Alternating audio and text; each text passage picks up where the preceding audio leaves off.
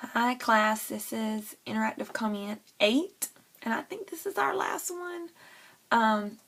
This week's Interactive Comment asks, what are two pressing issues that higher education currently faces that should be informed by our history? And in our Geiger's chapter 11 and 12 reading, we read about several different things about the Roaring Twenties and after the war, and then into the 1930s and 40s and the Depression. One of the things that stuck out to me that seems so parallel with our current higher education system, and just history repeating itself as it always does, was when these foundations were looking for the universities of choice, for them to invest their donations and their funding into, they started looking for the true universities, as they called it, and they said there were only a few that they deemed as true universities and research universities, and that's when they started the question and the idea of having standardizing American higher education and having more of accountability and more of a seamless education at each institution of these universities. And that, it seems like that's when it really first standardizing the education really came into focus, and that's still an issue today with more accountability of what we say we're teaching, and what we're teaching is truly what we're teaching, and that makes it the same according to your accrediting agency like SACS or whoever, that we're teaching. If we're accredited by SACS, then we're teaching, our College 1101 is the same as somebody else's College 1101 if they're credentialed and teaching the same information in the same College 1101 College 1111. So I think, to me, this is still an issue. Making sure that we're standardized, that our curriculum is the same, and that we're all teaching on the same level of standards, and that we're all awarding on the same level of standard. So to me, just reading back in the 1920s, when standardized American higher education really became under the spotlight, that is still an issue, and a pressing issue that we see today from, an example is looking at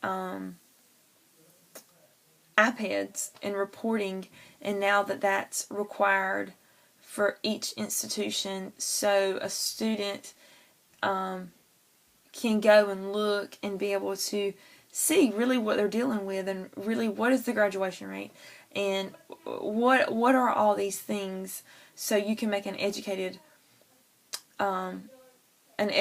guess, or an educated decision on where you really want to go to school at. So these are things that are still an issue today. So that was one. Another pressing issue that was seen then and is still seen now is the problems of graduates who have not found employment after receiving their diploma in education, and the attrition, which was consistently higher, meaning they have fewer than half of the graduate students enrolled for a second year. And that exact quote came out of Geiger's chapter 11, and that was again during the 1920s, going into before the Depression. They had mass enrollment in the Roaring 20s, but then more and more students were not able to find employment as it is now, and they were not showing graduates in these areas, and this triggered again. This situation and this problem triggered the colleges, the true universities, to raise the bar, and they decided to raise the bar for admissions and scores, and that is something that we see today with access. I mean, yeah, we say access is for all, everyone's able to go to college, but are they ready to go to college? So that is another pressing issue that we see today, and we see scores being raised, or just like the entrance exam. Back in the 1920s, they introduced, and I believe it quoted the medical schools, they decided to have an entrance exam into grad school. Well, that's just like our entrance exam, the GRE, to get into grad school. So they decided to raise these admissions and these scores back then. They raised the standards to eliminate the incompetent students, because in other words, it was just setting them up for failure if they were not truly prepared to get into grad school, and